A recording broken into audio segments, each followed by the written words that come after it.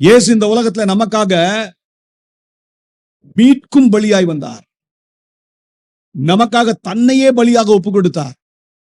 அவர் பலியாக ஒப்பு கொடுக்கும் பொழுது இந்த உலகத்திலே தேவன் நியமித்திருந்த அந்த 5 பிரதான பலிகளையும் தன்னுடைய வாழ்க்கையில் நிறைவேற்றினார். பஸ்கா ஆட்டுக்குட்டியின் ரத்தத்தினால் சுத்திகரிக்கப்பட்ட தேவ பிள்ளைகள் தேவனுடைய சந்ததிகளாய் காணப்படுகிறார்கள். அந்த சந்ததியாய் இருக்கணும்னா அவங்க 5 பிரதான பலிகளை செலுத்தியாக வேண்டும். என்னது? முதலாவது சர்வாங்க தகன பலி, 2வது போஜன பலி, 3வது சமாதான பலி, 4வது பாவ நிவாரண பலி, 5வது குற்ற நிவாரண பலி. நல்ல கவனிங்க. முதல் 3 நான் சொன்ன பலிகள் மனப்பூர்வமாய் செலுத்தப்பட வேண்டிய பலி.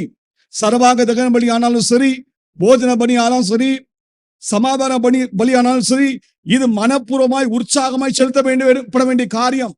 இயேசுவானவர் தன்னுடைய ஜீவனை குறித்து சொல்லும்போது சொன்னார், நானே என் ஜீவனை கொடுக்கிறேன், அதை கொடுக்கவும் எனக்கு அதிகாரம் உண்டு, அதை நான் எடுத்துக்கொள்ளவும் எனக்கு அதிகாரம் உண்டு.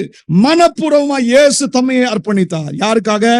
மனித குலத்துக்காக, நமக்காக, எனக்காக, என்னுடைய பாவத்திலிருந்து என்னை விடுதலையாக்க முடியாது, என்னை தேவனுடைய சித்தத்தின்படி அவருடைய சந்ததியாய் மாற்றும்படியாய் என் ஆண்டவராகிய இயேசு கிறிஸ்து தம்மை சர்வாங்க தகன பலியாக, போஜன பலியாக, சமாதான பலியாக ஒப்பு கொடுத்தார்.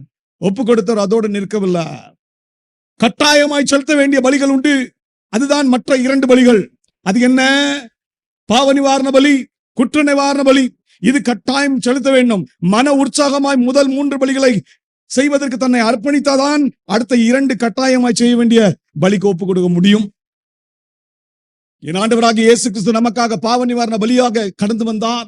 கல்வாரி சிலுவையை அவர் ஏற்றுக்கொண்டார். கல்வாரி சிலுவையில அவர் அடிக்கப்பட்டார். அவர் அடிக்கப்படும் போது தன்னையே குற்ற நிவாரண பலியாக ஒப்பு கொடுத்தார் என்று எசாயா தீர்க்கன் சொல்லுகிறார். ஆகவேதான் நீங்க வாசிக்கிறீங்க, அவருடைய ஆத்துமா தன்னை குற்ற நிவாரண பலியாக ஒப்பு கொடுக்கும் போது என்று சொல்லுகிறார். 5 பலிகள்ல கடைசி பிரதான பலி தான் குற்ற நிவாரண பலியாக. ஏன் குற்ற நிவாரண பலியாக செலுத்தினார் தெரியுமா? ஆதாம் தேவனால் பிறந்தவன், உண்மைதான். ஆனா தேவனால் பிறந்தவன் அந்த பிறந்த அந்த பாக்கியத்தை இழந்துட்டான். எதினால் இழந்தான் தெரியுமா? ஆதாம் தேவனுடைய கட்டளையை மீறினான். அதுக்கு என்ன செலுத்தப்படணும்? குற்ற நிவாரண பலி செலுத்தப்படணும். இயேசு நமக்காக பிந்தின ஆதாமை வந்தார். அவர் நமக்காக குற்ற நிவாரண பலியாக